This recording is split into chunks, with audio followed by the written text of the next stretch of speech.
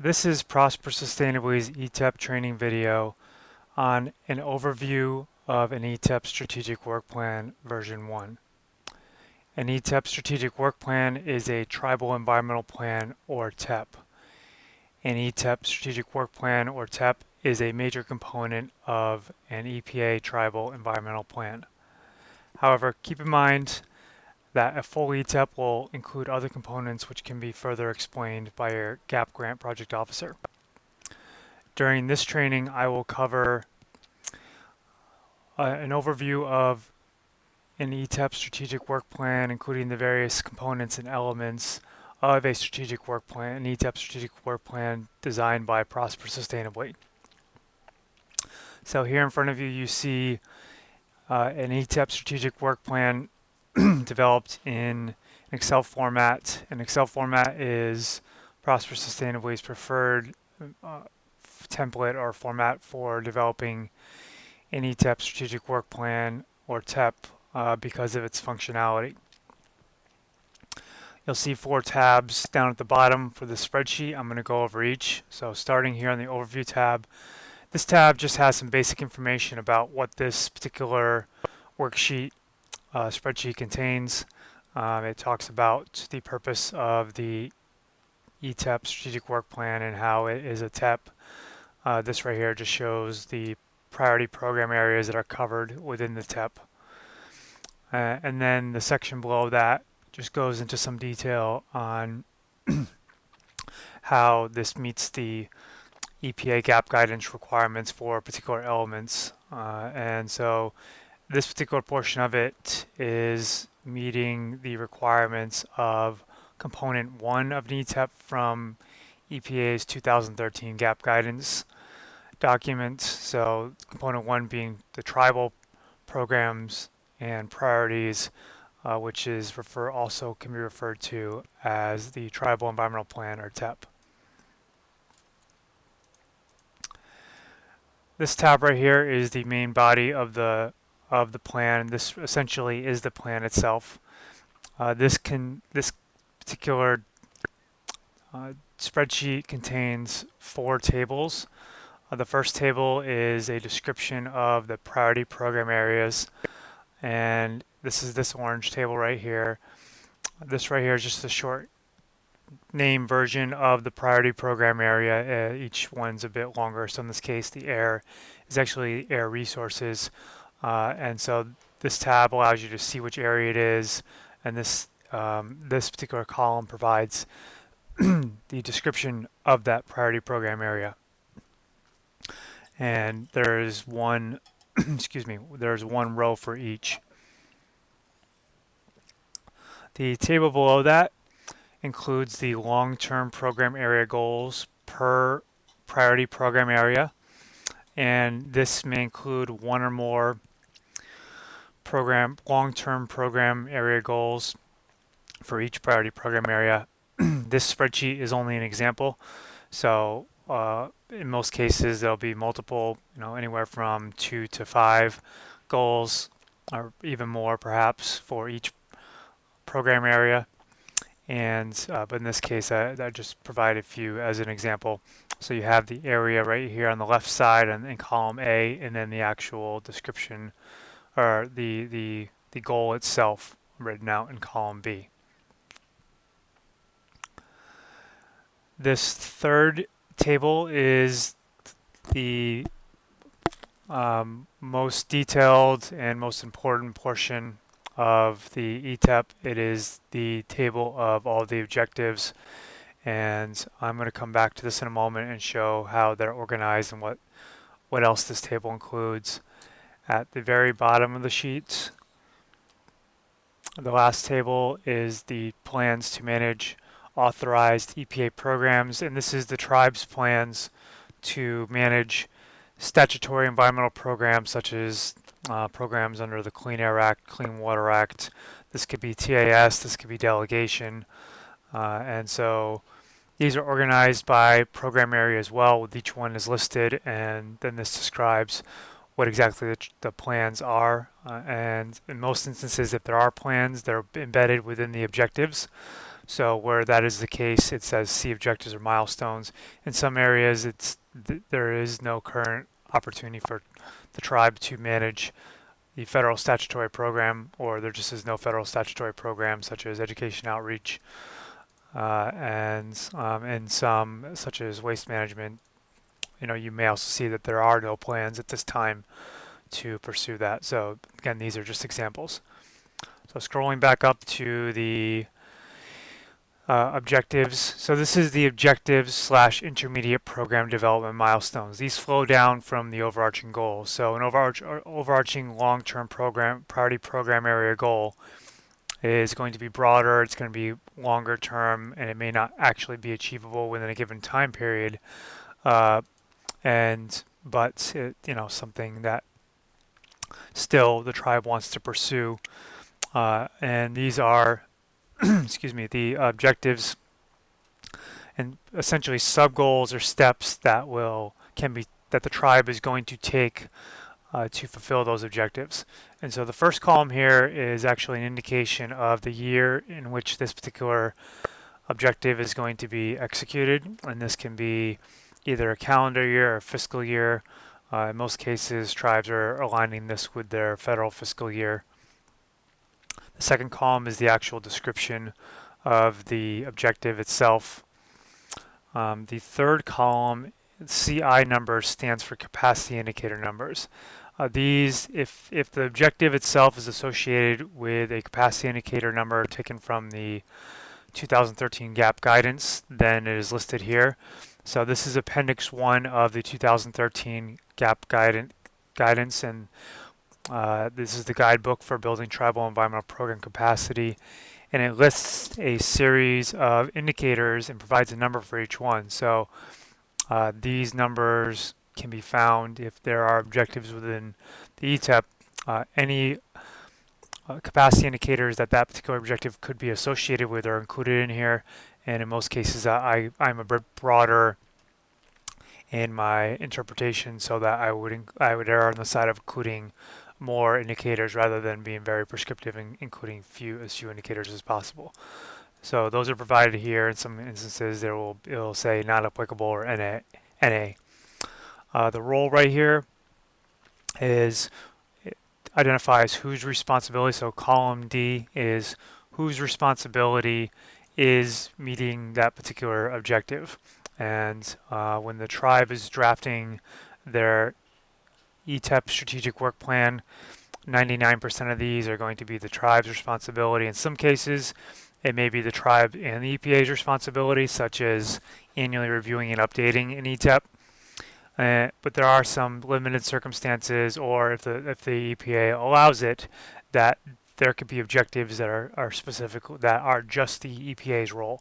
One example is providing an end-of-year review report, or preparing one of those for a GAP end-of-year progress report. So the EPA is required to do those, and that could be inserted into this plan as the EPA's responsibility. The next column, E, is the particular area, and this aligns with this is the priority program area, and this is just the shorthand version of it. It is important that, especially with these sortable columns, that these have the same spelling, the exact same spelling, the exact same name, so that they can be filtered properly. That will be covered in a separate training video. Column F is a category, and these are categories that I've kind of grouped things into that just make it a little easier to kind of sort and filter things. These aren't the only way that some of these things could be described with a category. They're not any kind of official category for these, and they're not something that's required by the EPA. I just found that they're useful when I'm trying to focus on a particular area or a particular type of activity. Column G is whether the activity itself is a repeat activity or not. So in some instances, such as, let's see, row 38 that I'm on right now, annually reviewing and updating an ETEP, climate change, priority program area goals and objectives, obtaining input from relevant departments, leaders, and other stakeholders. This is an objective that should be done annually. And so in this ETEP, you will find this same exact language for under the climate change priority program area for 4 years in a row. And this is a 4-year strategic work plan. And so you'll see the exact same thing for 2017, 2018, and 2019. The purpose of the repeat column, that is just additional information. It's not required by the EPA. Really, all the ones that are required by the EPA are columns A through D. E is not required, but it's very, very important, I think, for organization purposes. And then the rest of these are typically optional, more for functionality. But the repeat column allows a user to filter out repeat objectives. So in the case of annually reviewing this, if you want to provide a copy, a printout, or show it on a screen, and you don't want to show 4 of these, you just want to show the new activities or just an activity one time, then for each subsequent time you see an activity, so in this case you want to show at least one, you want to show this objective at least one time, but you don't want to show 3 more times over the course of, if you're just focusing on this particular, the climate change program area. Then if you put yes, then you can filter it out, so you only show the ones that do not have a yes on it. So you would put yes for, in this case, you'll see that under 2017 there's likely a, so this is another instance of right here, and this has a yes, so that you could filter that out, and I'll have more on that later. The source of the objective, so if a particular objective came from a GAP work plan or Clean Water Act work plan or some other type of work plan that there's more information on that objective, you can indicate that here. So in some cases you might put, fiscal year 15-16 GAP work plan. And you may want to be more specific and put what component under that work plan. The status is really kind of an optional thing. It's up to you. When it is under a work plan, I like to put that it's funded. You could also put in progress. You could put pending, but that's just another option to kind of identify what the status of each objective is. There, column K is outputs and deliverables, and that is if the tribe chooses. And this is another optional category, but it can be helpful in developing grant work plans because this information usually needs to be provided in a grant work plan or proposal. So for this line right here, line 33, which is conduct an indoor air quality assessment, prepare a report, and develop an indoor air quality management plan that addresses identified indoor air quality issues. You could put one of the outputs here would be an indoor air quality assessment report and an indoor air quality management plan. So IAQ assessment report, IAQ management plan. So that can be something where if you do that, you are better able to craft work plans later on, or just keep track of what those outputs and deliverables are. The intermediate outcomes column, which is column L here, is if you want to list what the outcomes of that are going to be, and that could be things like improved indoor air quality. It could be reduced incidence of asthma. If you want, this column is just basically an opportunity for somebody to track a particular performance measure for an objective. And again, it's an optional thing, but a lot of times you need to provide this for your grant work plans. Urgency is if you want to list some type of urgency, associate some type of urgency with each particular objective, whether it's none, low, medium, high, or whatever you choose. If you want to associate a specific due date, so if it's going to be needs to be done by the end of the first quarter of the fiscal year, or just December 31st, 2015, you could enter that in here. The next few columns have to do with staffing. So column O is the primary staff responsibility, and these are shorthand. So in this case, I've done some examples of what could be included in here. So let's say your office has an air quality specialist that's responsible for this particular objective, and this one's the indoor air quality assessment and management plan. So you will know, the EPA will know who to go to when there's questions about this particular objective. And so there's a primary staff responsibility. Who's the point person on that particular objective, and then after that are the estimated work years for each staff member. So in this example, it's a five member staff. So this environmental department has 5 staff members. ED is short for environmental director. AQS is air quality specialist. This is WQS is water quality specialist. ET is environmental technician, and AA is administrative assistant. So in this case, you could actually put in the estimated work years for each position, and in this particular objective, the this is going to be entirely the air quality specialist's responsibility.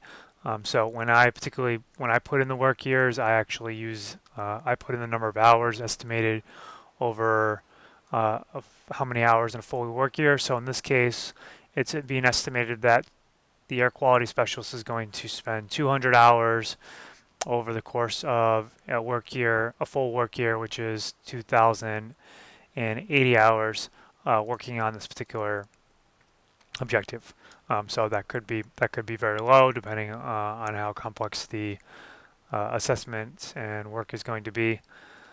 But you would put this, and then you could, if there's multiple people working on the same plan, in this case, maybe the director is going to spend 80 hours on this plan as well. So then you enter that information, and in this case, I put it out to 3 decimals because in some cases, if it's only 8 hours, it would not actually show up. It would just look at like a 0.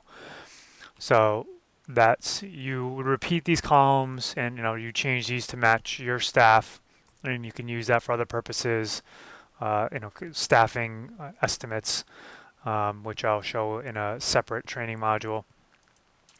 Column U is if you want to work with your GAP grant project officer and determine whether each objective is eligible for GAP funding or not. I think that's a very useful thing to do, to have a conversation, to have them fill out where this may or may not be eligible.